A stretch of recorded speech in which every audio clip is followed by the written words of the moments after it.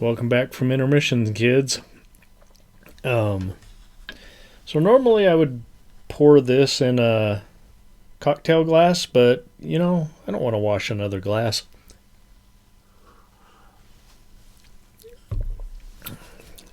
That is fantastic. It is a shot of rye whiskey. I've got Elijah Craig right now. I've had that for quite a while. It's cheap and it's good. On like my third or fourth bottle in a row. So, nice spicy whiskey. A shot of port wine. A shot of sherry. I think it's specified a sherry, but, I got $9 sherry in the fridge, and it's fine. Gives it kind of a nutty flavor. And then you sweeten it up just a little bit, like maybe a quarter of a shot or half a shot of simple syrup, depending on your taste. I got about a quarter of a shot in there, probably. And then I think it said to put an orange peel or a slice of orange and a lemon peel. But it's fine if you don't have all that. And you shake this one. You can't see it here, but that made it a little bit frosty looking because the ice cube broke up a little bit. Whispers of the Frost from 1970 Mr. Boston's Bar Guide. Right upstairs there.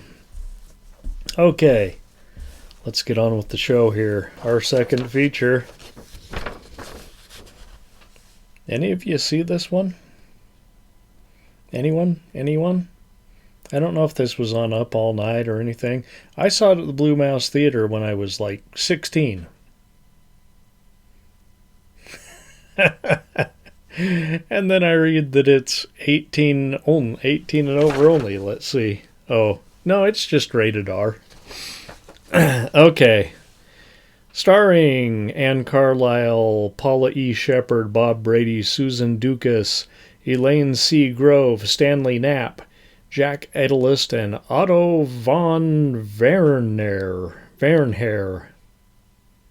Yeah. Screenplay by Slavia Sukerman, Ann Carlisle, and Nina Karova. Okay. I'm not going to throw this poster. This poster is beautiful. Look at that. If you were alive in the 80s, you remember this shit. Okay, 1982 Z Films. Directed by Slavia Zuckerman. It's the Ann Carlisle Show. Starring Ann Carlisle. Twice.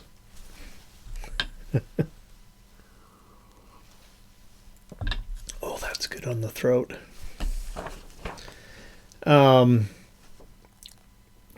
Co-written and co-produced by Ann Carlisle. But wait, who the hell is Ann Carlisle? So, it says here she went on to Desperately Seeking Susan and then Crocodile Dundee. I don't know if she was the main chick in Crocodile Dundee. I reckon she could have been. And then she dropped off the face of the earth.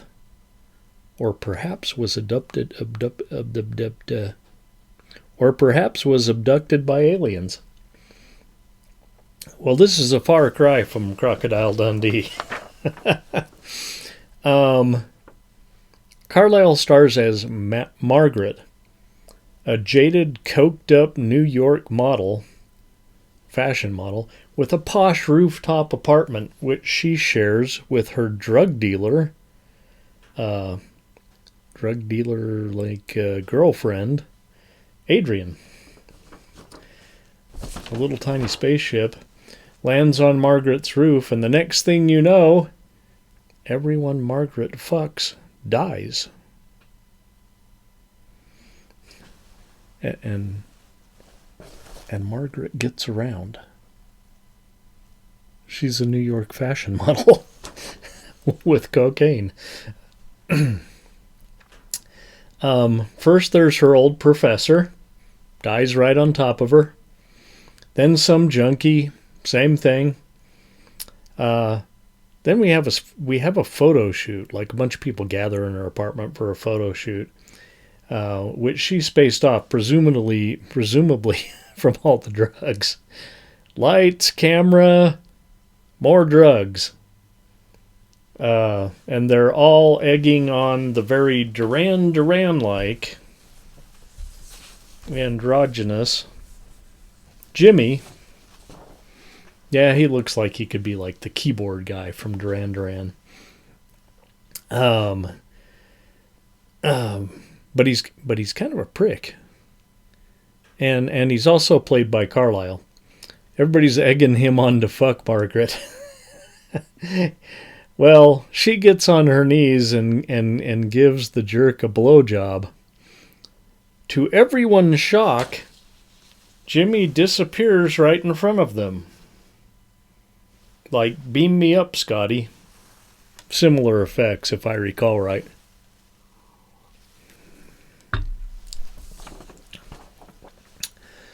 And to our shock, we just watched Anne Carlisle give herself a BJ.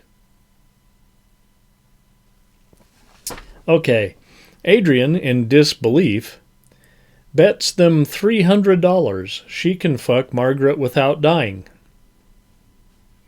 I think you know where we're going here.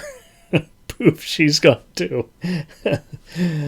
So what did they do? What do they do? You know, we got...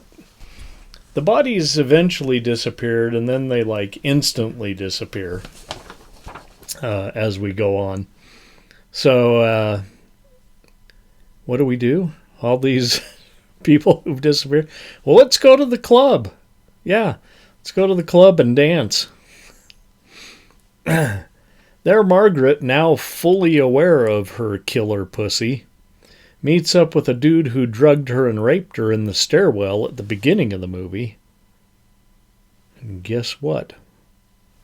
We're going to have a little revenge, huh?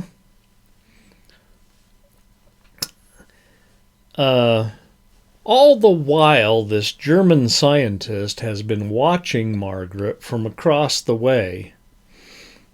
You know, tall buildings, you know, like in right apartment, you can look right in her apartment. In a taller building. From a woman's apartment across the way. And this woman's been trying to get this mad scientist in the sack, and he's just like completely oblivious to her advances. And she's kind of getting pissed because he just like is clueless to her advances. And he goes over down the street, up the other building, to save Margaret. But it's too late. And it just gets weirder from here. I know that's hard to believe. But it does.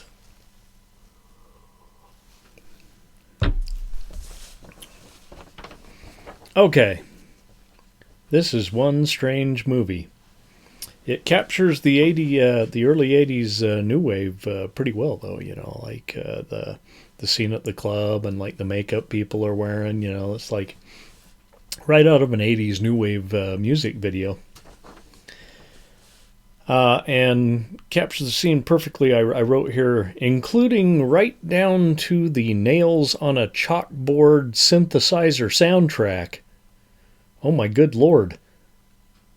This is the most grating soundtrack I've ever heard. The movie, however, is truly fantastic. Unlike anything else out there, you know, like pairing it with Vamp doesn't really do it justice, you know. It was just like the closest thing I could come up with. It ranks up there with Rocky Horror and Eraserhead, where it's like just completely original and completely fucked up.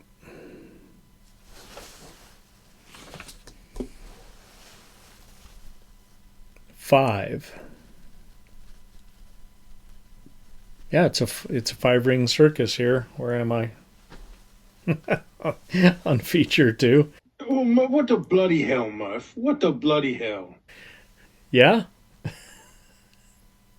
Okay. Okay, I take it you didn't like this one as much as I did, huh, Percival? Well, then, whatever blows your skirt up, old man. All right. All right.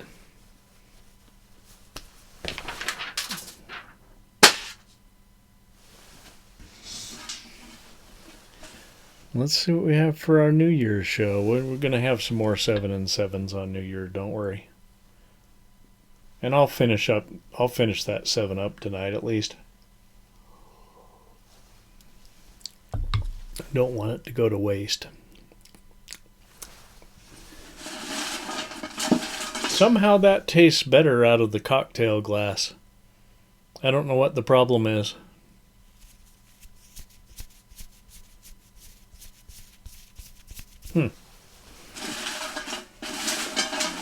It shouldn't really matter, but...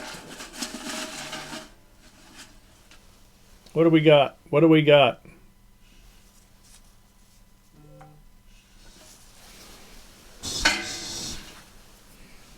Okay. Actually, I think these are both British.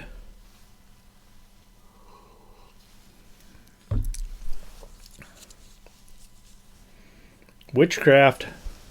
Next week on the Late Night Picture Show with The Devil Rides Out and Witchcraft. We like witchcraft here at the Late Night Picture Show. And even though I'm trying to get... Why do I do it? Even though we're trying to get more exploitation and whatnot in the bucket, we're working on that, but it's a slow process. And since I was watching Shudder for, 5 years straight there's a lot of horror in the bucket, and that's okay. This is specifically witchcraft. So, join us next week. It'll be right after New Year's. For another exciting edition.